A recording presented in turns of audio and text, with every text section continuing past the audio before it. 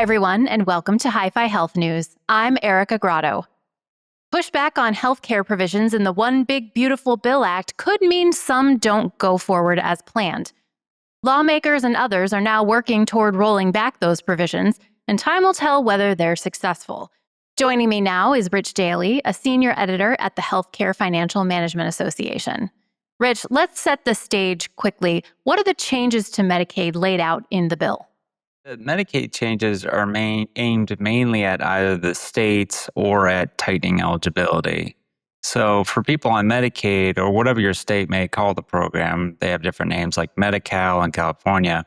The big change is a new requirement to either work or to go to school or even volunteer part time each month.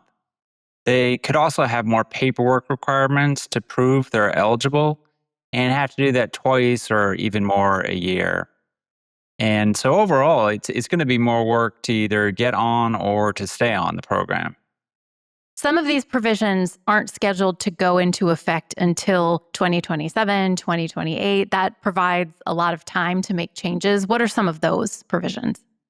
Sure. The big one is on January 1st of 2027. That's when the work requirements go into effect. However, states can ask that those be delayed for up to 2 years if the federal government agrees. The next big policy that's going to go into effect is just before the upcoming presidential election on October 1st. People on Medicaid will have to start paying copays when they go and seek non emergency services from most providers. One other provision that goes into effect ahead of the election is the end of so-called passive enrollment on the ACA marketplaces. So what that means in real life is if you or your family are now getting coverage through the ACA marketplaces, you're no longer going to be automatically re-enrolled every year. So, since you brought up the presidential election in 2028, 2029, we will have a new presidential administration.